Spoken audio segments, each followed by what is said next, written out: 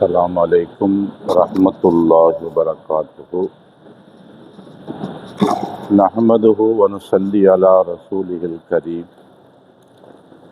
اللهم صل على محمد شمس الأنبياء بدر المرسلين وكتب الأولياء وافتخار المتقين وتاج الأمة شفيع المذنبين شفيع يوم القيامة الله يا هادي.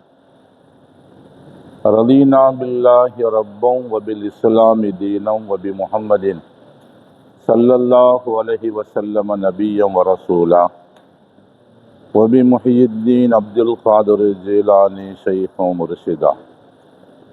اللهم صل على سيدنا محمد وعلى آل سيدنا مولانا محمد وبارك وسلم عليه. أعوذ بالله من الشيطان الرجيم. بسم الله الرحمن الرحيم. شهر رمضان الذي أنزل فيه القرآن هدى للناس.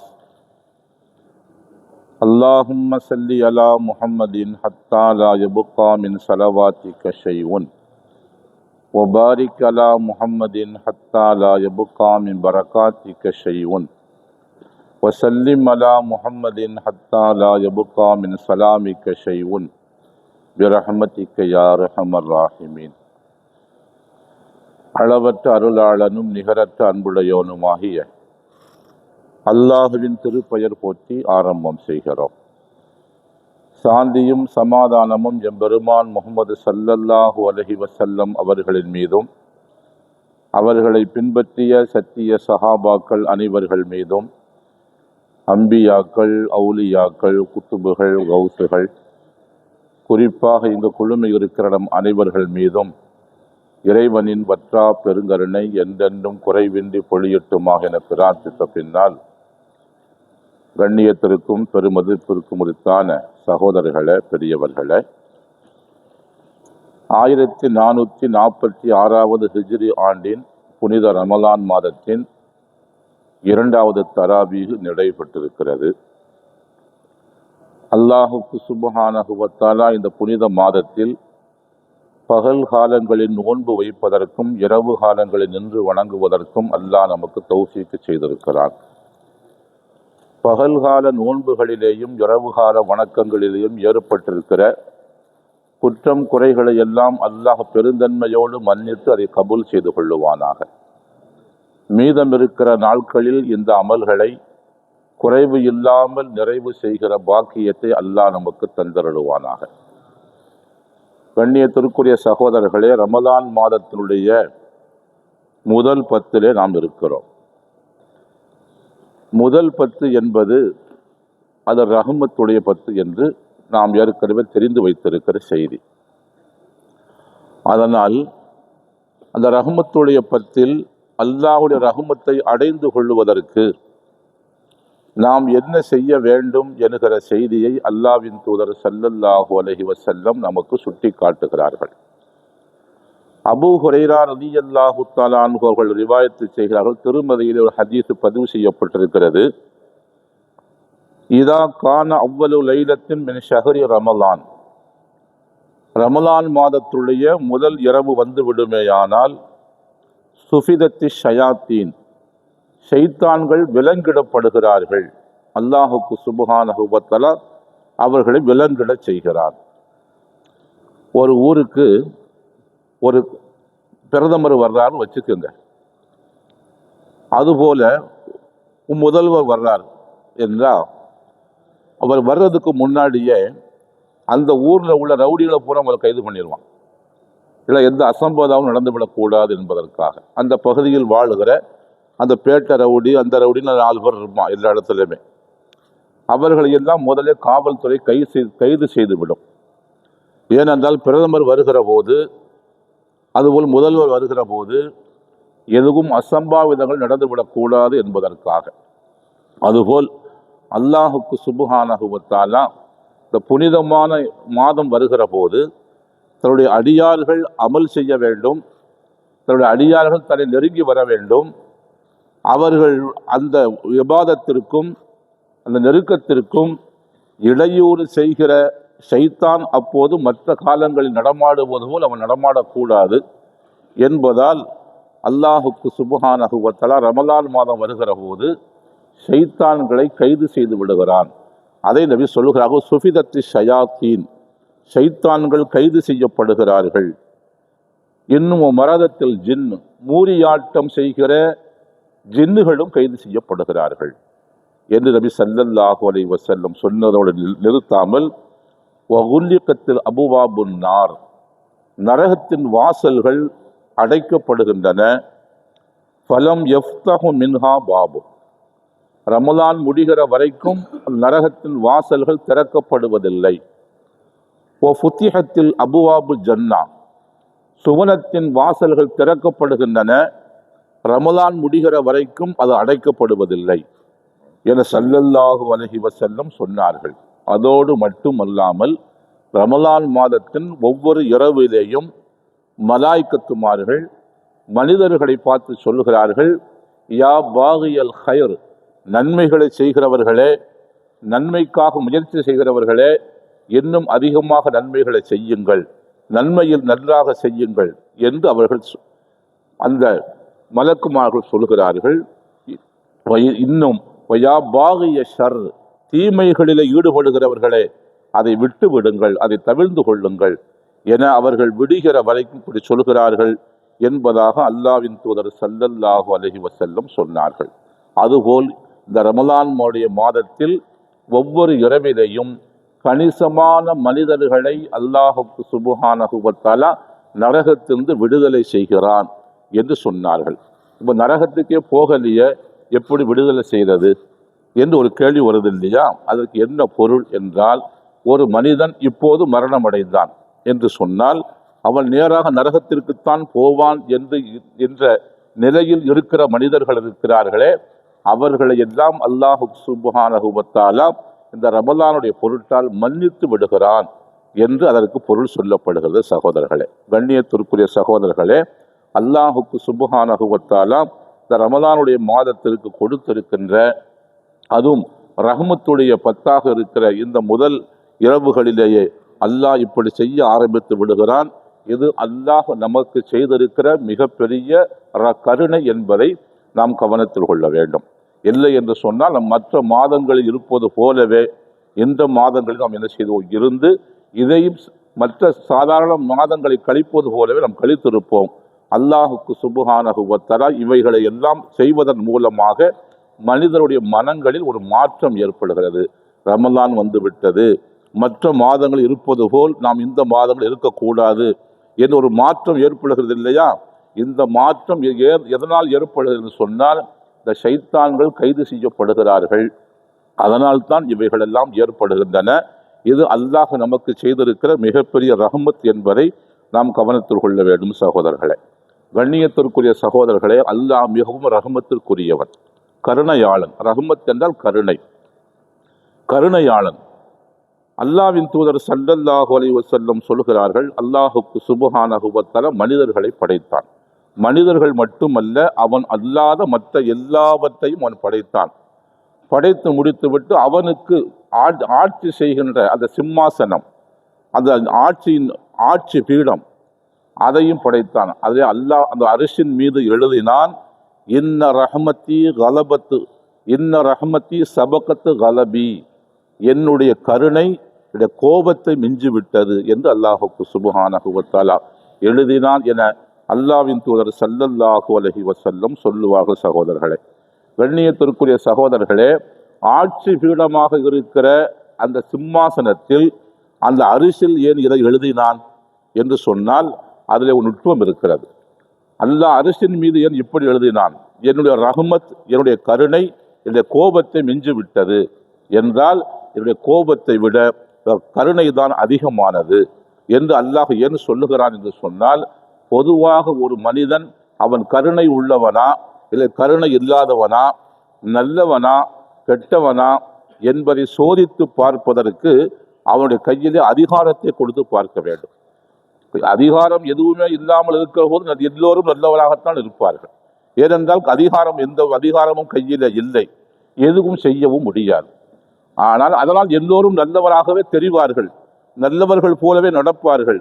ஆனால் அதிகாரம் கைக்கு வந்து விட்டால் அவர்கள் எவ்வாறு நடப்பார்கள் என்பதை நாம் கவனிக்க வேண்டும். ஒரு மனிதன் கருணையாளனா இல்லையா என்பதை தீர்மானிக்க வேண்டுமானால் அவருடைய கையில் அதிகாரத்தை கொடுத்து பார்க்க வேண்டும். அதனால் தான் அல்லாஹ் சுப்ஹானஹு வ தஆலா சகல கோடி சிருஷ்டிகளின் மீதும் எந்த நடவடிக்கையும் எடுப்பதற்கு அதிகாரத்தை கையில வைத்திருக்கிறவன் அவன் சிம்மாசனத்தின் மீது அவருடைய ஆட்சியின் அடையாளமாக இருக்கிற அந்த ஆட்சி விடத்தின் அதிகாரமாக இருக்கிற அந்த அரிசில் அல்லாஹ் எழுதினான், இன்ன ரஹமத்தி சபகத்து கலபி, என்னுடைய கருணை இந்த கோபத்தை மிஞ்சி விட்டது என்று அல்லாஹ் சுப்ஹானஹு வ தஆலா எழுதினான் என்று சொன்னால், நான் அதிகாரம் மிக்க வந்தான், ஆட்சி எனக்குரியதுதான், யார் மீதும் எந்த நடவடிக்கையும் எடுக்க முடியும் தான், அப்படி எடுத்தால் யாராலும் என்னை கேட்க முடியாதுதான், அப்படி எடுக்க நான் நினைத்தால் அதை யாரும் தடுக்க முடியாதுதான், இருந்தாலும் எல்லாமும் இருந்தாலும் நான் கருணை உள்ளவன் தான், என்னுடைய கோபத்தை என்னுடைய கருணை மிஞ்சி விட்டது என்று அல்லாஹ் சுப்ஹானஹு வ தஆலா உணர்த்துவதற்காகத்தான் அவனுடைய சிம்மாசனத்தில் இந்த செய்தியை அவன் எழுதியிருக்கிறான் என அல்லாஹ்வின் தூதர் ஸல்லல்லாஹு அலைஹி வஸல்லம் சொன்ன செய்திகளை எல்லாம் பார்க்கிறோம். சகோதரர்களே, கண்ணியத்திற்குரிய சகோதரர்களே, அதனால் அல்லாஹுக்கு சுப்ஹானஹு வ தஆலா தன்னுடைய ரஹ்மத்தை 100ஆக பங்கு வைத்தான். நபி ஸல்லல்லாஹு அலைஹி வஸல்லம் சொன்னார்கள், சஹீஹ் முஸ்லிமில் இந்த ஹதீஸ் பதிவு செய்யப்பட்டிருக்கிறது, அல்லாஹ் தன்னுடைய ரஹ்மத்தை 100 பங்காக பங்கு வைத்தான். பங்கு வைத்து 99 பங்கை தன் பக்கம் வைத்து கொண்டான். ஒரு பங்கை மட்டும் 100ல் ஒரு பங்கை மட்டும் தன்னுடைய படைப்புணங்களுக்கு மத்தியில் அல்லாஹ் பங்கு வைத்தான் என ஸல்லல்லாஹு அலைஹி வஸல்லம் சொல்லிவிட்டு சொன்னார்கள், ஒரு தாய் ஒரு தந்தை குழந்தையின் மீது அவர்கள் என்ன செய்கிறார்கள்? பரிவு காட்டுகிறார்கள், பாசம் காட்டுகிறார்கள். ஒரு ஆடு மாடு போன்ற கால்நடைகள் தன் குட்டியின் மீது அவர்கள் அது பரிவு காட்டுகிறது. ஒரு பறவை குஞ்சின் மீது பரிவு காட்டுகிறது. இப்படி எல்லாம் படைப்பினங்கள் தங்களுடைய குஞ்சுகள் மீதும் குட்டிகள் மீதும் பிள்ளைகள் மீதும் கருணை காட்டுகிறார்களே, இந்த கருணை அந்த ஒரு பங்கினுடைய வெளிப்பாடுதான் என ஸல்லல்லாஹு அலைஹி வஸல்லம் சொன்னார்கள். சொல்லிவிட்டு சொன்னார்கள், அதனால் ஒரு பங்கை இவர்களுக்கெல்லாம் பங்கு வைத்ததற்கு இவ்வளவு கருணையாக இவ்வளவு பாசமாக இருக்கிறார்கள் என்று சொன்னால், 99 பங்கை தன்னிடம் வைத்திருக்கிற அந்த அல்லாஹ் எவ்வளவு கருணையாளராக இருப்பான் என்பதை ஸல்லல்லாஹு அலைஹி வஸல்லம் சொல்ல வந்தார்கள். சகோதரர்களே, அதனால் இதையெல்லாம் சொல்லிவிட்டு ஸல்லல்லாஹு அலைஹி வஸல்லம் சொன்னார்கள், ஒரு தாய் தன்னுடைய குழந்தை மீது எந்த அளவுக்கு பரிவோடும் பாசத்தோடும் இருக்கிறார்களோ அதைவிட அந்த குழந்தையின் மீது அல்லாஹ் பாசமாக இருக்கிறான் என ஸல்லல்லாஹு அலைஹி வஸல்லம் சொன்ன செய்திகளை எல்லாம் நாம் ஹதீஸ் கிரந்தங்களில் பார்க்கிறோம். அப்படியானால் அல்லாஹுடைய கருணை என்பது இவ்வளவுதான் என்று அளவிட்டு சொல்ல முடியாதது.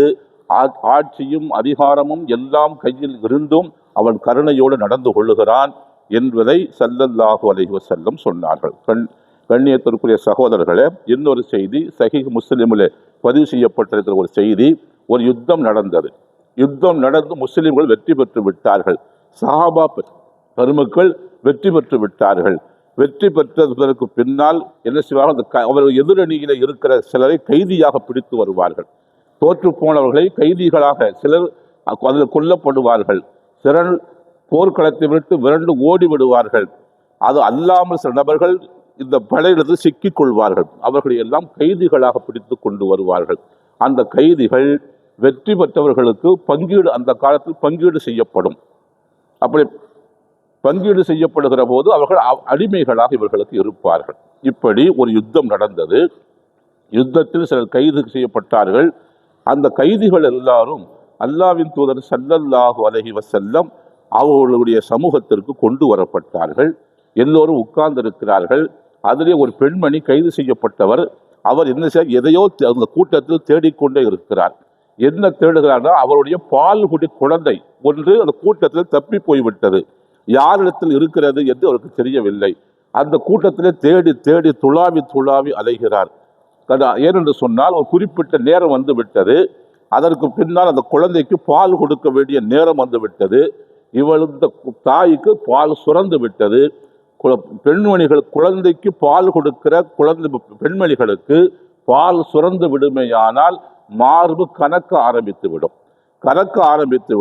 அதற்கு இன்னும் கொஞ்ச நேரம் போகுமே ஆனால் வலி எடுக்க ஆரம்பித்து விடும். அதனால் இன்றைக்கு கூட தராவிகில அது சம்பந்தமான வசனங்கள் இன்றைக்கு ஓதப்பட்டன. வல் வாலிதாத்து யுர்திஅன அவுலாதஹுன்ன ஹவுலைனி காமிலைனி லிமன் அராத யுத்திம்மர் ரலாஅ என்ற வசனங்கள் இன்றைக்கு ஓதப்பட்டது. சகோதரர்களே, பால் குடிப்பாட்டுகிற தாய் பெண்மணிகள் தங்களுடைய குழந்தைகளுக்கு, அதாவது பெற்றோர்கள் தங்களுடைய குழந்தைகளுக்கு 2 ஆண்டு காலம் பூரணமாக பால் குடிப்பாட்ட வேண்டும் என்று அல்லாஹுக்கு சுப்ஹானஹு வ தஆலா பேசுகிறார். இது எப்போது இந்த நிலையை, இந்த வசனத்தை பற்றி பேசுகிறான் என்று சொன்னால் சகோதரர்களே, கணவனும் மனைவியும் வாழுகிறார்கள், குழந்தை பிறந்திருக்கிறது. குழந்தை இன்னும் பால் குடித்து முடிக்கிற காலம் 2 ஆண்டு காலம், அது முடியவில்லை. அதற்குள்ளே கணவனுக்கும் மனைவிக்கும் மத்தியில் ஏதோ ஒரு பிரச்சனை ஏற்பட்டு, கருத்து வேறுபாடு ஏற்பட்டு 2 பேரும் பிரிந்து விட்டார்கள், தலாக்கு சொல்லப்பட்டு பிரிந்து விட்டார்கள் என்றால் இப்போது தாய் தனியாக போய்விடுவாள், கணவன் தனியாக போய்விடுவான். இந்த நேரத்தில் கூட அந்த குழந்தைக்கு சேர வேண்டிய பால் குடிப்பாட்டுகின்ற அந்த பணியை தாயும் தந்தையும் சேர்ந்து கலந்து ஆலோசித்து அந்த குழந்தைக்கு 2 ஆண்டு காலம் பூர்த்தியாக பால் தர வேண்டும் என அல்லாஹுக்கு சுப்ஹானஹு வ தஆலா பேசுகிறான். அப்படி பால் குடிப்பாட்டுகிற போது அந்த பால் குடிப்பாட்டுகிற அந்த தாய் அந்த குழந்தையுடைய தந்தையிடத்தில், எனக்கு மாதம் இவ்வளவு செலவுக்கு பணம் தந்தால்தான், என்னென்ன பொருள்கள் எனக்கு தந்தால்தான் நான் உன்னுடைய குழந்தைக்கு நான் பால் ஊட்டுவேன் என்று அவளுக்கு நிபந்தனை இட்டால் அதையும் கொடுத்து அந்த குழந்தைக்கு பால் குடிப்பாட்ட வேண்டும் என அல்லாஹுக்கு சுப்ஹானஹு வ தஆலா இன்றைக்கு பேசுகிறான். சகோதரர்களே, டிசம்பர் மாதத்துடைய 1ஆம் தேதியில இருந்து 7ஆம் தேதி வரைக்கும் ஐக்கிய நாடு சபையில் இருக்கிற யுனிசெஃப் என்ற அமைப்பு அதை 1 வார காலத்தை உலக தாய்ப்பால் வாரம் என்று இப்போதுதான் கொண்டாட ஆரம்பித்திருக்கிறது. ஆனால் அல்லாஹ் 1400 ஆண்டுகளுக்கு முன்னால் குழந்தைக்கு தாய்ப்பால் கொடுப்பது எவ்வளவு முக்கியமானது என்பது குறித்து அல்லாஹ் பேசுகிறான். சகோதரர்களே, கண்ணியத்திற்குள் சகோதரர்களே, இன்றைக்கு பெரும்பாலான பொதுவாக எல்லா மதத்துக்காரர்களுக்கும் இருக்கிற ஒரு நடைமுறை என்னவென்று சொன்னால், ஏதோ ஒரு சில நாட்கள் பால் கொடுக்கிறார்கள், அதோடு நிறுத்தி விடுகிறார்கள். அதனால் அவர்களுடைய அழகு கெட்டு போய்விடும் என்று நினைக்கிறார்கள். அப்படி அல்ல. குழந்தை உண்டாகுவதற்கு முன்னால் ஒரு தாய் 50 கிலோ இருந்தாள் என்று சொன்னால், குழந்தை பிறக்குகிற சமயத்தில் 10ஆவது மாதத்தில் அவளுடைய எடை 60 கிலோவாக இருக்கும். சாதாரணமாக இருக்கிற போது 50 கிலோ என்று சொன்னால், குழந்தை பெற்றெடுக்கிற அந்த 10ஆவது மாதத்தில் அவளுடைய எடை 60 கிலோவாக இருக்கும். அதிகபட்சம் குழந்தை 2.5 கிலோ அல்லது 3 கிலோ இருக்கும். 3 கிலோ என்று அதிகபட்சமாக வைத்து கொண்டோம் என்று சொன்னால், மீச்சம் உள்ளது 7 கிலோ எங்கே இருக்கிறது என்றால், உடலின் பல பகுதிகளில், குறிப்பாக நெஞ்சு பகுதி, கழுத்து பகுதி, வயிற்று பகுதி, இவைகளெல்லாம் கொழுப்பாக அங்கங்கே அப்படி தங்கி நிற்கும். அந்த கொழுப்பு எப்போது கரையும் என்று சொன்னால், குழந்தைக்கு தாய்ப்பால் கொடுத்தால்தான் அந்த கொழுப்பு குறைந்து இவர்கள் ஸ்லிம்மாக ஆவார்கள். இவர்கள் என்ன நினைக்கிறார்கள் சொன்னால், அப்படி ஸ்லிம்மாக ஆனால்தான் அவளுக்கு திரும்பவும் பழைய அழகு கிடைக்கும். ஆனால் குழந்தைக்கு தாய்ப்பால் கொடுப்பதன் மூலமாக அந்த அழகு கெட்டு போய்விடும் என்பதாக தவறாக இவர்கள் நினைத்து கொண்டு அந்த குழந்தைக்கு தாய்ப்பால் கொடுக்காமல் அவர்கள் நிறுத்தி வைக்கிறார்கள்.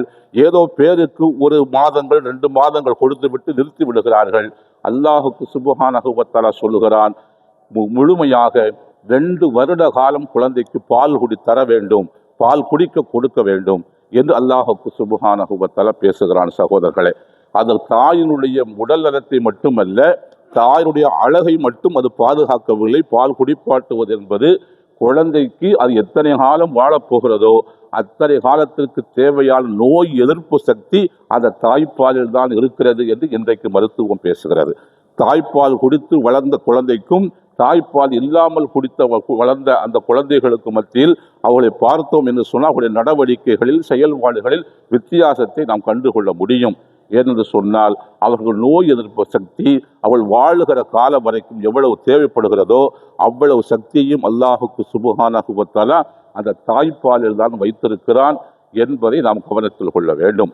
அது மட்டுமல்ல, குழந்தைகளுக்கு தேவையான கொழுப்பு சத்து அமிலங்கள், ஃபேட்டி ஆசிட்ஸ் என்று சொல்லப்படுகிற கொழுப்பு சத்து அமிலம் தாய்ப்பாலில் தான் இருக்கிறது. தாய்ப்பால் தவிர வேறு எந்த பொருளும் இல்லை. எந்த பாலை கொடுத்தாலும் அந்த சக்தி கிடைக்காது என்று இன்றைக்கு மருத்துவம் பேசுவதை நாம் பார்க்கிறோம் சகோதரர்களே, கண்ணியத்திற்குரிய சகோதரர்களே. அதனால் குழந்தைகளுக்கு பால் கொடுப்பது பற்றி இன்றைக்கு திருமறை வசனம் தராவிகிலே ஓதப்பட்டதையும் நாம் இங்கே கவனத்தில் கொள்ள கடமைப்படுகிறோம். இங்கே நாம் சொல்ல வருவது என்று சொன்னால், அங்கே கைதியாக பிடிக்கப்பட்டிருக்கிற ஒரு பெண்மணி, அவர் தன்னுடைய குழந்தைக்கு பால் கொடுக்கிற நேரம் வந்து விட்டது, பால் சுரந்து விட்டது, மார்பு கணக்க ஆரம்பித்து விட்டது, குழந்தையை தேடி தேடி அலைகிறார். இதையெல்லாம் சஹாபா பெருமக்கள் பார்க்க, ஏன் இந்த பெண்மணி அறிமோ எதையோ பறி கொடுத்தது போலவே அலைக்கழிந்து கொண்டே வருகிறாளே என்று எல்லோரும் பார்க்கிறார்கள். கடைசியில தேடி இடத்தில் ஒரு இடத்தில் அவருடைய குழந்தை ஒருவர் நபர் வைத்திருந்தார். குழந்தையை அவள் கைப்பற்றி கொண்டாள். கைப்பற்றியதுதான் தாமதம். உடனே நெஞ்சோடு அணைத்து வைத்துக் கொண்டு பால் கொடுக்க ஆரம்பித்தாள். இதை பார்த்த அல்லாஹ்வின் தூதர் ஸல்லல்லாஹு அலைஹி வஸல்லம் அவர்கள் சஹாபா பெருமக்களை பார்த்து கேட்டார்கள், இந்த பெண்மணி குழந்தையை தேடி அலைந்தாள், குழந்தை கிடைத்ததும் அதை நெஞ்சோடு அணைத்து கொண்டு உடனே பால் கொடுக்க ஆரம்பித்து விட்டாள் என்று சொல்லிவிட்டு, இந்த குழந்தையை இந்த பெண்மணி நெருப்பிலே போடுவதற்கு சம்மதிப்பாளா என்று ஸல்லல்லாஹு அலைஹி வஸல்லம் சஹாபா பெருமக்களை பார்த்து கேட்டார்கள். அப்போது சஹாபா பெருமக்கள், ஒருபோதும் அந்த பெண்மணி தன்னுடைய குழந்தையை நெருப்பில் போடுவதற்கு சம்மதிக்க மாட்டாள் என்று சொன்னபோது ஸல்லல்லாஹு அலைஹி வஸல்லம் சொன்னார்கள், இந்த குழந்தையின் மீது இந்த தாய் எந்த அளவுக்கு பாசமாக இருக்கிறாளோ இதைவிட 100 மடங்கு பாசம் உள்ளவன் அல்லாஹுக்கு சுப்ஹானஹு வ தஆலா. இவள் தன்னுடைய குழந்தையை நரகத்தில் போட மாட்டாள் என்று சொன்னால் அடியானை அல்லாஹ் நரகத்தில் போட மாட்டான். அந்த அளவுக்கு அவர் பரிவு மிக்கவன், கருணை மிக்கவன் என அல்லாஹ்வின் தூதர் ஸல்லல்லாஹு அலைஹி வஸல்லம் சொன்ன செய்திகள் சஹீஹ் முஸ்லிம் போன்ற கிரந்தங்களிலே பதிவு செய்யப்பட்டிருப்பதை பார்க்கிறோம் சகோதரர்களே. நபி ஸல்லல்லாஹு அலைஹி வஸல்லம் சொன்னார்கள், லல்லாஹு அர்ஹமு பி இபாதிஹி மின் ஹாதிஹி பி வலதிஹா. இந்த பெண்மணி தன்னுடைய குழந்தையின் மீது எவ்வளவு பாசம் வைத்திருக்கிறாளோ இதைவிட பல மடங்கு பாசத்தை அல்லாஹ் இந்த அடியார்கள் மீது வைத்திருக்கிறான், கருணையை வைத்திருக்கிறான் என ஸல்லல்லாஹு அலைஹி வஸல்லம் சொன்ன செய்திகளை நாம் பார்க்கிறோம். அல்லாஹுக்கு சுப்ஹானஹு வ தஆலா அந்த அளவுக்கு ரஹமத்து மிக்கவன் என்பதை நாம் கவனிக்க வேண்டும். கண்ணியத்திற்குரிய சகோதரர்களே, அந்த ரஹமத்தை யாருக்கு அவன் தருகிறான்? ஸல்லல்லாஹு அலைஹி வஸல்லம் சொல்கிறார்கள். அந்த ரஹமத்தை அவன் யாருக்கு தருகிறான் என்று சொன்னால், நபி சொல்கிறார்கள், வல்லதி நஃப்ஸி பி யதிஹி, என்னுடைய ஆன்மா எவன் கைவசம் இருக்கிறதோ அந்த அல்லாஹ் மீது சத்தியமாக சொல்கிறேன், லா யலஉல்லாஹு அர்-ரஹ்மத இல்லா அலா ரஹீமின், யார் மனிதர்களில் யார் இரக்கமுள்ளவர்களாக இருக்கிறார்களோ அவர்களுக்குத்தான் அல்லாஹ் ரஹ்மத்தை தருகிறான் என ஸல்லல்லாஹு அலைஹி வஸல்லம் சொன்னபோது சஹாபா பெருமக்கள் சொன்னார்கள், யா ரசூலல்லாஹ் குல்லுனா ரஹீமுன், யா அல்லாஹ்வின் தூதர் அவர்களே, நாங்கள் எல்லோரும் கருணையாளர்களாகத்தான் இருக்கிறோம், கருணை காட்டுகிறவர்களாக இருக்கிறோம் என்று சொன்னபோது ஸல்லல்லாஹு அலைஹி வஸல்லம் சொன்னார்கள், லைஸர் ரஹீமுல்லதி யர்ஹமு நஃப்ஸஹு வ அஹ்ல ஹாஸத்திஹி. கருணையாளன் என்று சொன்னால் தன் மீதும் தன்னுடைய குடும்பத்தார்கள், தன்னுடைய மனைவி, தன்னுடைய மக்கள் மீது மட்டும் கருணை காட்டுகிறானே அவனுக்கு பேர் கருணையாளன் அல்ல. அவர்களை அல்லாஹ் அந்த கருணையாளன் என்பவர்கள் அவர்கள் அல்ல. கருணையாளன் என்று சொன்னால் வலாக்கின் ரஹீம் அல்லதி யர்ஹமுல் முஸ்லிமீன், முஸ்லிம்களின் மீது தன்னை தாண்டி, தன்னுடைய மனைவி மக்களை தாண்டி, தன்னுடைய குடும்பத்தை கடந்து பொது முஸ்லிம் சமுதாயத்தின் மீது யார் கருணை காட்டுகிறார்களோ அவர்கள்தான் கருணையாளர்கள். அத்தகைய கருணையாளர்களுக்குத்தான் அல்லாஹுக்கு சுப்ஹானஹு வ தஆலா என்ன செய்கிறான்? ரஹமத்தை தருகிறான் என ஸல்லல்லாஹு அலைஹி வஸல்லம் சொன்னார்கள் என்கிற செய்திகளை எல்லாம் பார்க்கிறோம் சகோதரர்களே.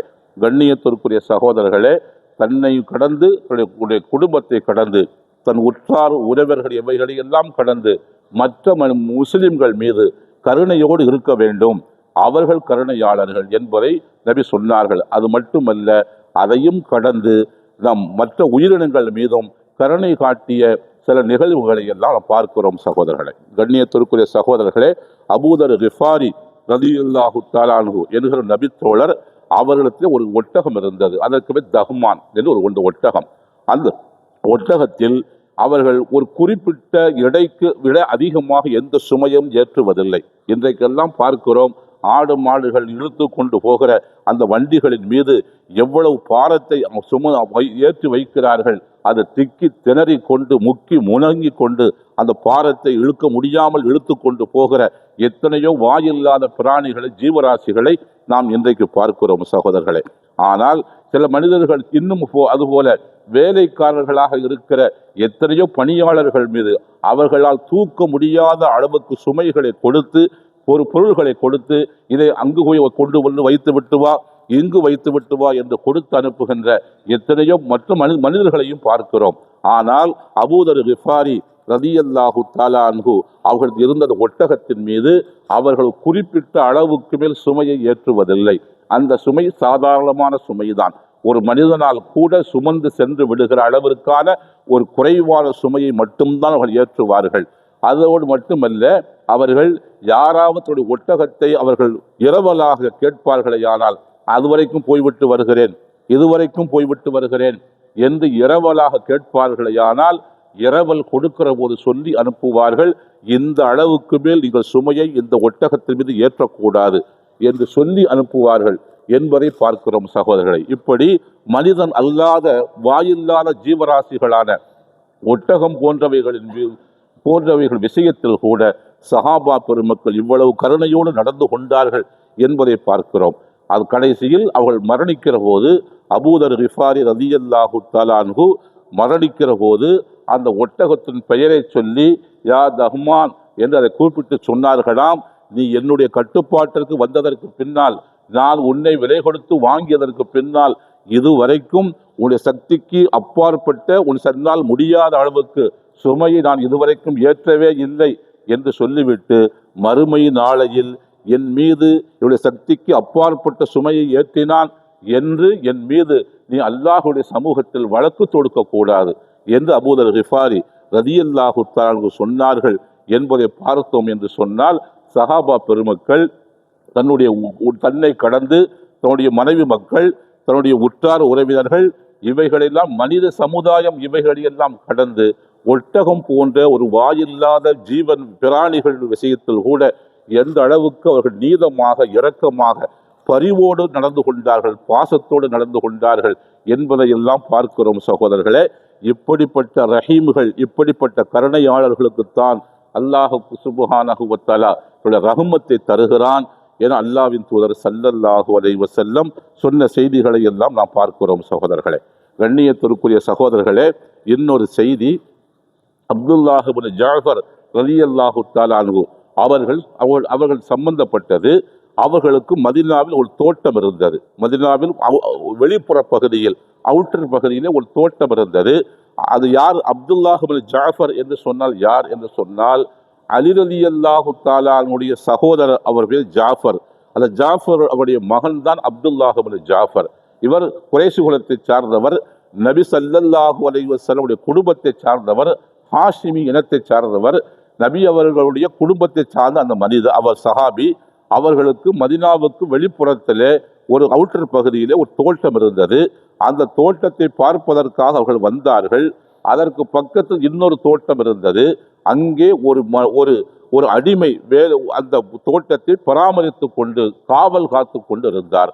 இப்போது இவர்கள் இங்கே வந்தவர்கள் என்ன செய்தார்கள் சொன்னால், அவர்கள் அந்த தோட்டத்தை பார்க்க வந்தவர்கள், இந்த சிறுவன் சாப்பிடுகிற நேரம் வந்தது, சாப்பிடுவதற்காக வருகிறார் அந்த அடிமை. அதை அவர்கள் பார்க்கிறார்கள். பார்த்து கையிலே ஒரு ரொட்டி வைத்திருக்கிறார், ஒரு ரொட்டி அவர் சாப்பிடுவதற்காக வைத்திருக்கிறார்.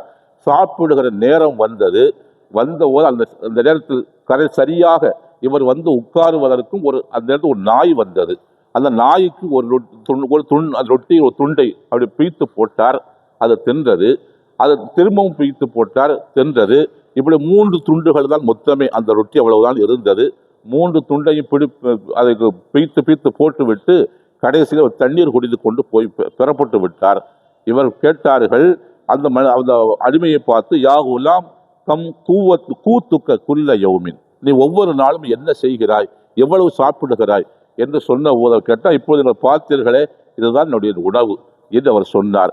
ஏன் இதை வைத்து இந்த நாய்க்கு இதை ரொட்டி போட்டு விட்டீர்களே, என்ன காரணம் என்று கேட்டபோது அவர் சொன்னார், இந்த பகுதியில் நாயே கிடையாது, இது தூரமான ஒரு பகுதியிலிருந்து வருகிறது, நான் ரொட்டி போடுகிறேன், நான் ரொட்டி போடுவதால் அந்த சாப்பாட்டு நேரத்துக்கு சரியாக அந்த நாய் வரும், பசியோடு போனால் இவர் ஒரு சில ரொட்டி துண்டுகள் தருவான் என்று என்னை நம்பி இந்த நாய் வருகிறது.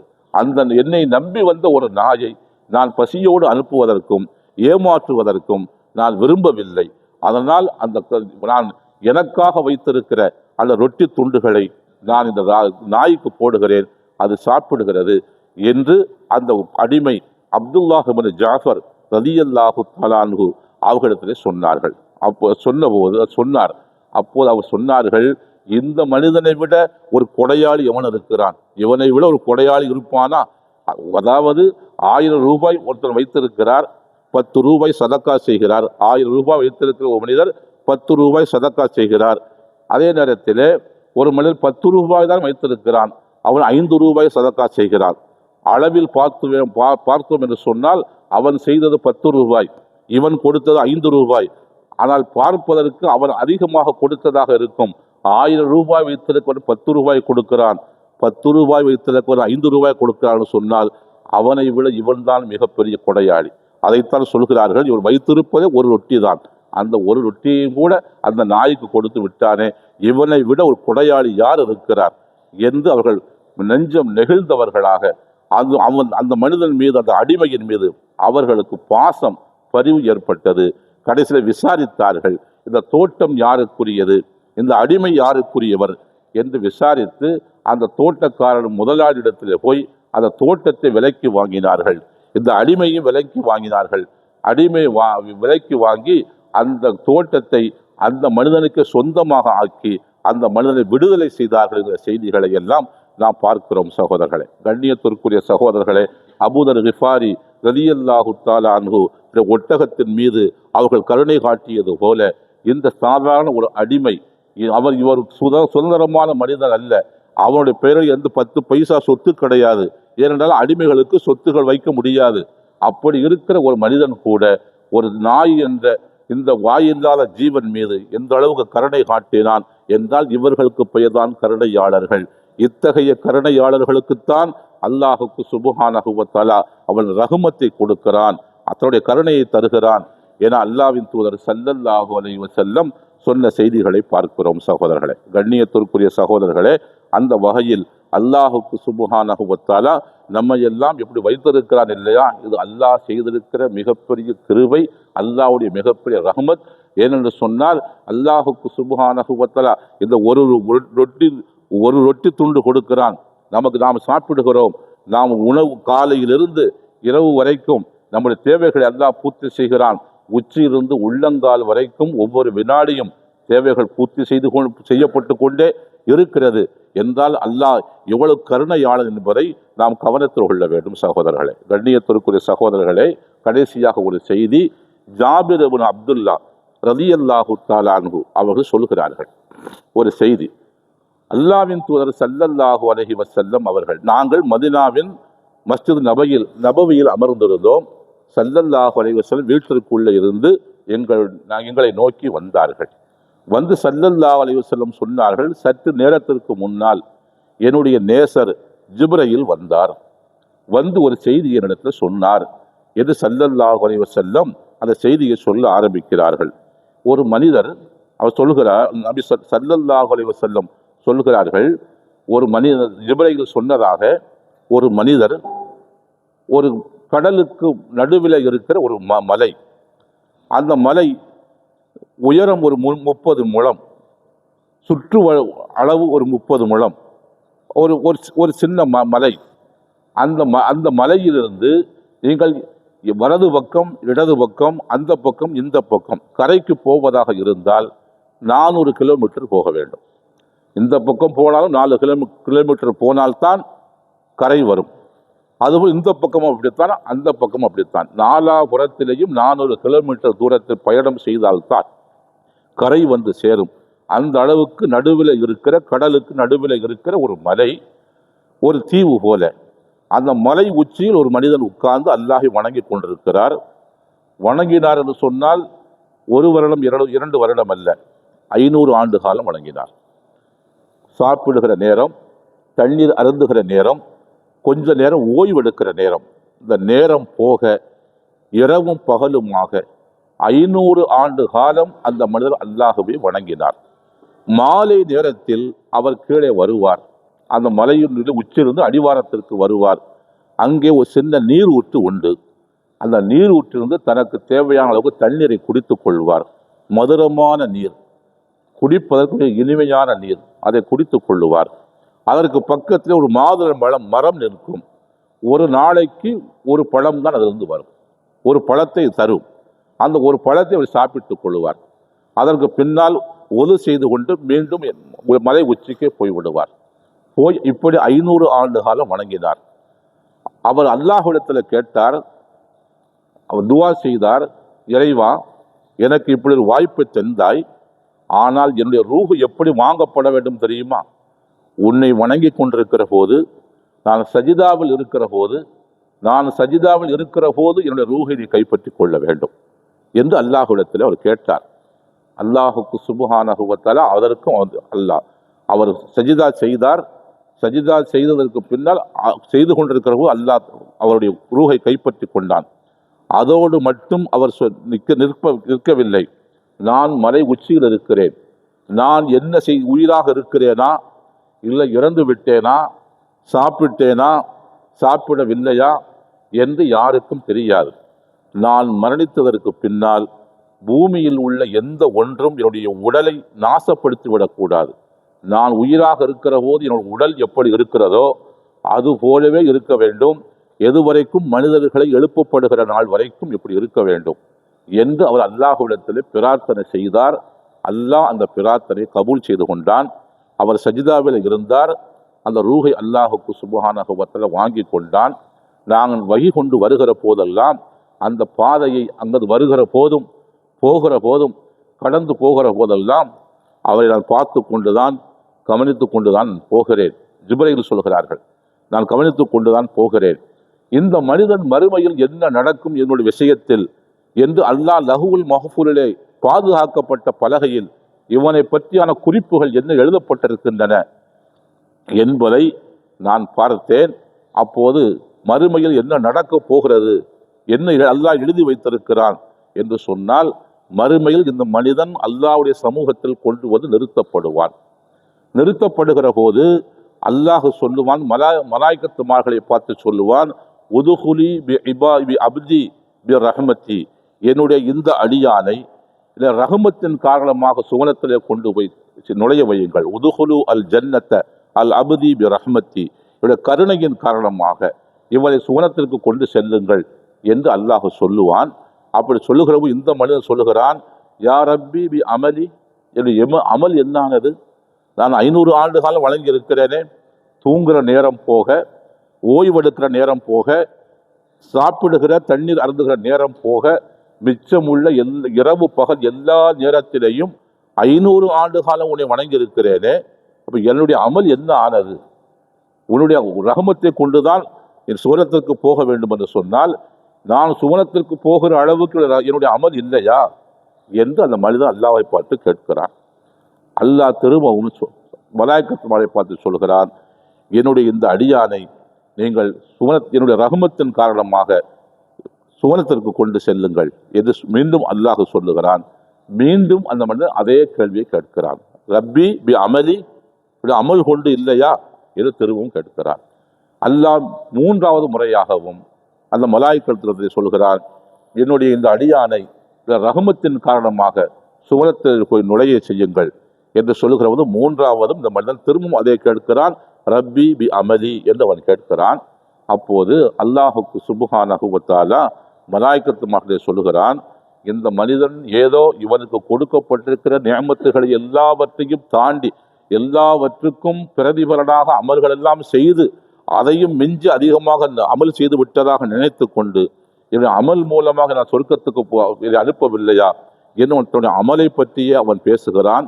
500 ஆண்டு கால அமலை அவன் பிரம்மாண்டமாக நினைத்து கொண்டு பேசுகிறான் என்று அல்லாஹுக்கு சுப்ஹானஹு வ தஆலா மலாயிகத்துமார்களுக்கு சொல்லி அவன் சொன்னான், நான் இவனுக்கு என்னென்ன அருள் கொடைகள் கொடுத்திருக்கிறேனோ அந்த அருள் கொடையை ஒரு பக்கமாக வையுங்கள், இவனுடைய 500 ஆண்டுகால வணக்கத்தை வையுங்கள், ரெண்டையும் அவனுக்கு ஒப்பீடு செய்து காட்டுங்கள். எது அதிகம்? அவனுடைய அமல் அதிகமா, 500 ஆண்டு காலத்திலே வணக்க வழிபாடுகள் அதிகமா, நான் அவனுக்கு கொடுத்திருக்கின்ற அருள் கொடைகள் அதிகமா என்பதை நீங்கள் ஒப்பீடு செய்யுங்கள் என்று அல்லாஹுக்கு சுப்ஹானஹு வ தஆலா அவனை அழைத்து கொண்டு செல்லுங்கள் என்று அல்லாஹ் சொன்னான். அவர்கள் கொண்டு போனார்கள். 500 ஆண்டு கால அமல் அந்த வணக்க வழிபாடுகளையும் இவனுக்கு கொடுக்கப்பட்டிருக்கிற நியமத்துகளில் ஒன்றான கண் பார்வை, அது மட்டும்தான். கண் பார்வையை மட்டும் வைத்தார்கள். இந்த கண் பார்வை அல்லாஹ் 500 ஆண்டு காலம் கொடுத்தானே, அதுக்கு ஈடாக கூட அந்த 500 ஆண்டு கால வணக்க வழிபாடு இல்லாமல் போனது. மலாயிகத்துமார்கள் திரும்பவும் கொண்டு வந்தார்கள். திரும்பவும் கொண்டு வந்து அல்லாஹ்விடத்தில் சொன்னார்கள், இறைவா, ஒப்பீடு செய்து பார்த்தோம், நீ 500 ஆண்டு காலம் கண் பார்வை கொடுத்தாயே, அந்த ஒரு அருள் கொடைக்கு நிகராக கூட இந்த மனிதனுடைய அமல் இல்லை என்று மலாயிகத்துமார்கள் சொன்னதற்கு பின்னால் அல்லாஹ் சொன்னான், இவனை இப்போது நரகத்திற்கு கொண்டு செல்லுங்கள் என்று அல்லாஹ் சொன்னான். ஏனென்று சொன்னால், நான் கொடுத்த நியமத்துக்கு இணையாக இவன் என்ன செய்ய அமல் செய்யவில்லை, அதனால் நரகத்திற்கு கொண்டு செல்லுங்கள் என்று அல்லாஹ் அவனை பார்த்து மலாயிகத்தில் சொன்னான். சொன்னபோது மலாயிகத்துமார்கள் அவனை இழுத்து கொண்டு நரகத்திற்கு கொண்டு போகிற போது அவன் சொன்னான், யா ரப்பி பி ரஹ்மத்திக்க, யா ரப்பி பி ரஹ்மத்திக்க, இறைவா, உள்ள ரஹமத்தை கொண்டு என்னை சொர்க்கத்தை கொண்டு போய்விடு என்று அந்த மனிதன் அல்லாவை பார்த்து கெஞ்சினான், கதறினான். அல்லாஹ் சொன்னால், நான் திரும்பவும் கொண்டு வாருங்கள் என்று அல்லாஹ் குறிப்பிட்டு திரும்பவும் அவனை அழைத்து கொண்டு வர சொன்னான். அழைத்து வர சொல்லி அல்லாஹ் அவனதை பார்த்து கேட்டான், யா அபுதி மன் ஹலகக வலம் தக்கு ஷையா, நீ இன்ன பொருள்தான் என்று சொல்ல முடியாமல் ஒரு காலம் இருந்தது. ஒரு காலத்தில் தாயின் வயிற்றில் கருவாக இருந்தாய், அதற்கு முன்னால் நுத்துஃபாவாக இந்திரிய துளியாக இருந்தாய், அதற்கு முன்னால் என்னவாக இருந்தாய் என்று உன்னை சொல்லவே முடியாது. என்னவென்று சொல்ல முடியாத ஒரு பொருளாக இருந்த உன்னை மனித ரூபத்தில் கொண்டு வந்தனே, நான் தானே கொண்டு வந்தேன். உன்னை படைத்தது யார்? நீயா உடைய சாமர்த்தியத்தில் இப்படி மனித ரூபத்தில் வந்தாயா, இல்லை ரஹமத்தின் மூலமாக வந்தாயா என்று அல்லாஹுக்கு சுப்ஹானஹு வ தஆலா அவனை பார்த்து முதல் கேள்வி கேட்டான். அவன் சொன்னான், இறைவா, உடைய ரஹமத்தை கொண்டுதான் நான் மனித ரூபத்தில் வந்தேன். நினைத்தால் நாயாக படைத்திருக்கலாம், பேயாக படைத்திருக்கலாம், மாடாக படைத்திருக்கலாம், ஆடாக படைத்திருக்கலாம், இன்னும் இதுபோன்று எத்தனையோ பிராணிகளாக படைத்திருக்கலாம். மனித ரூபத்தில் நீதான் கொண்டு வந்தாய், அது என்னுடைய சாமர்த்தியம் அல்ல, உன்னுடைய கிருபை தான், உன்னுடைய ரஹமத்து தான் என்று அந்த மனிதன் சொன்னான். அதற்கு பின்னால் அல்லாஹுக்கு சுப்ஹானஹு வ தஆலா அவனை பார்த்து கேட்டான், மன் கவ்வாக்க லி இபாதத்தி 500 ஆமின், 500 ஆண்டு காலம் வணங்கினாயே, அந்த 500 ஆண்டு வணங்குவதற்கு உடல் வலிமையை தந்தது யார்? நீயாக உடல் வலிமையை உருவாக்கி கொண்டாயா? உன்னுடைய சாமர்த்தியத்தில் கிடைத்ததா அல்லது நான் தந்தேனா என்று அல்லாஹ் கேட்டான். அந்த மனிதன் சொன்னான், இறைவா, என்னுடைய சாமர்த்தியம் ஒன்றும் அல்ல, நான் உருவாக்கி கொண்டது அல்ல, நீ கொடுத்தவனுடைய ரஹமத்தின் மூலமாக நீ எனக்கு சக்தி கொடுத்தாய், வலிமை கொடுத்தாய். 500 ஆண்டு காலம் நான் மலை உச்சியிலிருந்து நான் உன்னை வணங்கினேன், அது உன்னுடைய ரஹமத்து தான் என்று மீண்டும் அந்த மனிதன் சொன்னான். அதற்கு பின்னால் அல்லாஹுக்கு சுப்ஹானஹு வ தஆலா சொன்னான், மன் அன்ஸலக ஃபீ ஜபலில் வஸ்தில் லுஜ்ஜத்தின் அஹ்ரஜல்லாஹு மாஅ பைனல் மாலிஹி, அல்லாஹ் சொன்னான், சுற்றி இருக்கிற கடல் முழுவதும் உப்பு தண்ணீர், ஆனால் நீ மலை உச்சிலிருந்து கீழே இறங்கி வந்தபோது உனக்கு ஒரு நீர் ஊற்றை வைத்திருந்தேனே, குடிப்பதற்கு மதுரமான நீர், சுவையான நீர் வைத்திருந்தேனே, இப்படி உப்பு நீருக்கு இடையில் உனக்கு இந்த மதுரமான நீரை கொண்டு வந்தது யார்? நீயாக உடைய சாமர்த்தியத்தின் மூலமாக, உடைய புத்திசாலித்தனத்தின் மூலமாக நீயாக உருவாக்கி கொண்டாயா, இல்லை நான் கொடுத்தேனா என்று அல்லாஹுக்கு சுப்ஹானஹு வ தஆலா கேட்டான். அவர் சொன்னார், இறைவா, என்னால் அப்படி உருவாக்கி கொள்ள முடியாது, நீ உடைய ரஹமத்தின் மூலமாகத்தான் நீ எனக்கு தந்தாய் என்று அந்த மனிதன் சொன்னான். அதற்கு பின்னால் அல்லாஹுக்கு சுப்ஹானஹு வ தஆலா 4வது கேள்வி கேட்டான், அஹ்ரஜு லக்க குல்ல லைலத்தின் ரும்மானத்தன் வ இன்னமா தஹ்ருஜு மர்ரத்தன் ஃபி ஸனத், மாதுளம்பழம் மரம் இருக்கிறதே, வருடத்திற்கு ஒரு முறைதான் அது காய்க்கும், ஒரு முறைதான் அதுக்கு பலன் தரும். வருடத்திற்கு ஒரு முறைதான் தரும். ஆனால் அப்படிப்பட்ட மாதுளம் மரத்திலிருந்து ஒவ்வொரு நாளும் உனக்காக ஒரு பழத்தை கொண்டு வந்தேனே, வருடத்துக்கு 365 நாளும் சீசனாகவே உனக்கு ஆக்கி வைத்தேனே, அதை தந்தது யார்? நீயாக அப்படி அந்த மரத்திலிருந்து பழத்தை வரவழைத்து கொண்டாயா? அது உன்னுடைய சாமர்த்தியமா, அது என்னுடைய சாமர்த்தியமா, என்னுடைய கருணையா என்று அல்லாஹுக்கு சுப்ஹானஹு வ தஆலா அவனை பார்த்து கேட்டான். அந்த மனிதன் சொன்னான், இறைவா, அது உன்னுடைய கருணை தான், என்னால் முடிகிற காரியம் அல்ல, என்னுடைய சாமர்த்தியம் அல்ல, அது உன்னால் தான் கிடைத்தது என்று அல்லாஹுக்கு சுப்ஹானஹு வ தஆலா சொன்னான். நாம் இங்கே சிந்திக்க வேண்டும் சகோதரர்களே.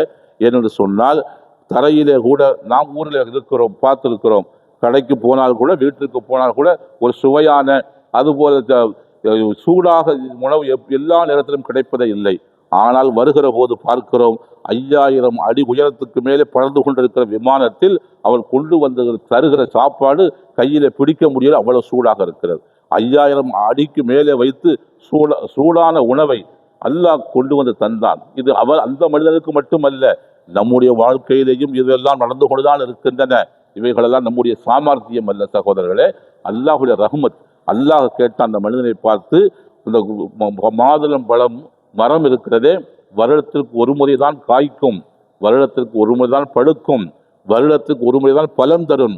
ஆனால் அப்படிப்பட்ட அந்த மரத்திலிருந்து ஒவ்வொரு நாளும் உனக்கு ஒரு கனியை, நான் உன்னுடைய பசியை ஆற்றுகின்ற அளவுக்கு ஒரு பிரம்மாண்டமான கனியை, இன்றைக்கு பார்ப்பது போல சின்ன கனி அல்ல, ஒரு பழத்தை சாப்பிட்டால் 24 மணி நேரக்கும் வரைக்கும் பசி வராது.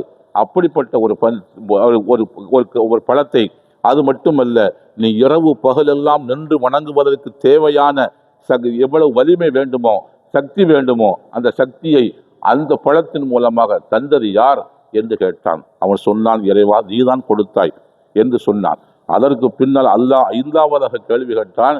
நீ கடைசியாக கேட்டாயே, என்னுடைய ரூஹை நான் சஜிதாவில் இருக்கிற போது, தொழுகையில் தொழுது கொண்டிருக்கிற போது சஜிதாவில் வைத்துள்ள ரூஹை வாங்க வேண்டும் என்று நீ சொன்னாயே, நான் அதுபோலவே செய்தேனே, இது உன்னுடைய சாமர்த்தியமா, என்னுடைய கருணையா என்று அல்லாஹ் 5ஆவதாக அந்த மனிதனை பார்த்து கேட்டான். அவன் சொன்னான், இறைவா, உன்னுடைய கருணை தான், என்னுடைய சாமர்த்தியம் ஒன்றுமே இல்லை என்று அவன் ஒத்துக்கொண்டதற்கு பின்னால் அல்லாஹ் சொன்னான், இப்போது என்னுடைய அடியானை இந்த சூலத்துக்கு அழைத்துக் கொண்டு செல்லுங்கள், இதில் ரஹமத்தின் மூலமாக அழைத்துக் கொண்டு செல்லுங்கள் என்று அல்லாஹுக்கு சுப்ஹானஹு வ தஆலா சொன்ன போது அந்த மனிதன் அமைதியாக சுவனத்திற்கு போனான் என்ற செய்தியை ஜிப்ரீல் அலைஹிஸ்ஸலாத்து வஸ்ஸலாம் அவர்கள் அல்லாஹ்வின் தூதர் ஸல்லல்லாஹு அலைஹி வஸல்லம் அவர்களிடத்தில் சொல்லிவிட்டு இறுதியாக சொன்னார்கள், யா முஹம்மது ஸல்லல்லாஹு அலைஹி வஸல்லம் அவர்களே, இன்னமல் அஷ்யாஉ பி ரஹமத்திஹி, ஒவ்வொரு அணுவும் ஒவ்வொரு அசைவும் அல்லாஹ்வுடைய ரஹமத்தை கொண்டுதான் நடந்து கொண்டிருக்கிறது என்று ஸல்லல்லாஹு அலைஹி வஸல்லம் இறுதியாக ஜிப்ரீல் சொல்லிவிட்டு போனார்கள் என்கிற செய்தியை அல்லாஹ்வின் தூதர் ஸல்லல்லாஹு அலைஹி வஸல்லம் சஹாபா பெருமக்களுக்கு சொன்னார்கள் என்பதை நாம் பார்க்கிறோம் சகோதரர்களே. இந்த செய்தி முஸ்ததரக் அல் ஹாக்கிமிலே இந்த செய்தி பதிவு செய்யப்பட்டிருக்கிறது. கண்ணியத்திற்குரிய சகோதரர்களே, அப்படியானால் இதை அந்த மனிதனோடு மட்டும் நாம் ஒப்பீடு செய்து கொள்ளக்கூடாது. நாம் ஒரு பூமியில பிறந்தோம், ஒரு பூமியிலே வாழ்ந்து கொண்டிருக்கிறோம். நாம் பிறந்த பூமியை வாழ்ந்த வாழ்க்கையை விட நாம் இருக்கிற பூமியில் நமக்கு கிடைத்திருக்கிற வாழ்க்கை மிகவும் சுகமான வாழ்க்கை தான், நல்ல வாழ்க்கை தான். அது அங்கே இருந்தாலும் அல்லாஹ் நமக்கு ரிசுக்கு தரத்தான் செய்தான். இங்கே வந்ததற்கு பின்னாலும் ரிசுக்கு தந்து கொண்டுதான் இருக்கிறான். நமக்கு மட்டுமல்ல, நம் மூலமாக நம்முடைய மனைவி, மக்கள், குழந்தைகள், உற்றார் உறவினர்கள், நம்முடைய பெற்றோர்கள் எல்லோருக்குமாக சேர்ந்து நம் மூலமாக ரிசுக்கு தந்து கொண்டுதான் இருக்கிறான். தேவைகள் பூர்த்தியாகி கொண்டேதான் இருக்கின்றன. உச்சிலிருந்து உள்ளங்கால் வரைக்கும் தேவை பூர்த்தியாகிறது. விழித்திருக்கிறது போது மட்டுமல்ல, சாப்பிட்டு விட்டு படுத்து விடுகிறோம். நாம் சாப்பிட்ட சாப்பாடு குறித்து இது செரிமானமாக வேண்டுமே, இதை எப்படி செரிமானமாக்குவது என்று என்றைக்காவது சிந்தித்திருக்கிறோமா? நாம் சிந்திக்கவில்லை. ஆனால் அதை அல்லாஹ் செரிமானமாக ஆக்குகிறான். அதில் இருந்து சத்துக்களை எடுத்து உடலோடு சேர்க்கிறான். கழிவுகளை அல்லாஹ் வெளியே கொண்டு வருகிறான். கழிவுகளை வெளியே கொண்டு வருவதும் நம்முடைய சாமர்த்தியம் அல்ல, அது அல்லாஹுடைய கிருபை. சத்துக்கள் உடலில் சேருவதும் நம்முடைய சாமர்த்தியம் அல்ல, அது அல்லாஹுடைய கிருபை. அல்லாஹுக்கு சுப்ஹானஹு வ தஆலா ரஹ்மத்தை இப்படி தந்து கொண்டே இருக்கிறான் என்பதை நாம் கவனிக்க வேண்டும். ஆனால் அப்படி எல்லா காலங்களிலேயும் வருடம் முழுவதும் ஆயுள் முழுவதும் இரவும் பகலுமாக அல்லாஹ் தந்து கொண்ட ரஹ்மத்தை தந்து கொண்டே இருக்கிற அந்த அல்லாஹ் இந்த ரமதானுடைய முதல் 10 ரஹ்மத்துடைய 10 என்று அல்லாஹ் அறிமுகம் செய்தான். அல்லாஹ்வின் தூதர் ஸல்லல்லாஹு அலைஹி வஸல்லம் அறிமுகம் செய்தார்கள். அதனாலே அந்த அல்லாஹ்வுடைய ரஹ்மத்தை நாம் பெறுவதற்கு என்ன வழிவகைகள் இருக்கின்றன என்பதை அல்லாஹ்வின் தூதர் ஸல்லல்லாஹு அலைஹி வஸல்லம் நமக்கு சுட்டி காட்டினார்கள். அதனால் அந்த அல்லாஹ்வின் ரஹ்மத்தை அடைந்து கொள்ளுகின்ற அந்த வழிமுறைகளையும் அந்த முகாந்தரங்களையும் நாம் ஏற்படுத்தி கொள்ள வேண்டும்.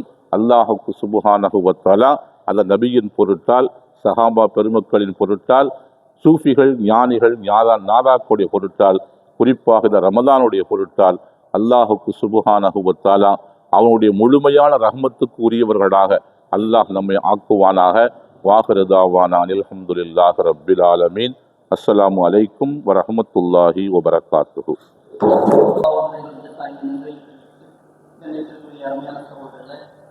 ரஹ்மத்துடைய விஷயங்களை பற்றி ஹதரத் விரிவாகவும் சுருக்கமாகவும் சொற்பொழிவுகளை சொல்லி அல்லாஹ் தஆலா அவர்கள் எதை பேசினார்களோ, நாம் எதை கேட்டோமோ அந்த அடிப்படையில் வல்ல அல்லாஹ் நம்முடைய இந்த மஜ்லிஸை பொருந்தி நல்ல அமல்கள் செய்து நல்ல நல்லடியார்களுடைய கூட்டத்தில் நம் அனைவரையும் மாற்றி அனுபவிவானாக.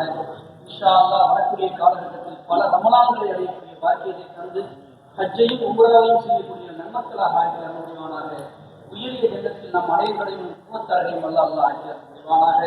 யாரெல்லாம் கடனிலும் துன்பத்திலும் இருக்கிறார்களோ அந்த கடனையெல்லாம் போக்கி துன்பத்தை போக்கி மகிழ்ச்சியான வாழ்வை தந்துடுவானாக.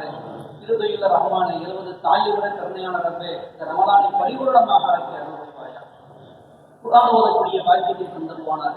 ஜக்காத் கொடுக்கக்கூடிய பாக்கியத்தை தந்துடுவானாக. எந்த நிலையிலும் யாருக்கும் கையெழுத்திற்கான துர்பாக்கியமான நிலையை மட்டும் அல்லாஹ் பாதுகாத்துடுவானாக. யாரெல்லாம் சொந்தத்தில் செய்கிறார்களோ அவருடைய வியாபாரத்திலே வரக்கச் செய்வானாக. குறிப்பாக நம்முடைய ஆன்மீக சகோதரர் ஹாஜி உமர்கான் காக்கா அவங்க உடம்பு சரியில்லாமல் இருக்கிறாங்க. அவருக்கு எல்லாம் பரிபூர்ண சிப்பாவை தந்துடுவானாக. யாரெல்லாம் உடலில் சரியில்லாமல் இருக்கிறார்களோ, அவர்களுக்கு மருத்துவமனையில் அனுமதிக்கப்பட்டிருக்கிறார்களோ அவர்களுக்கு பரிபூர்ண சிப்பாவை தந்துடுவானாக. இன்ஷா அல்லாஹ்.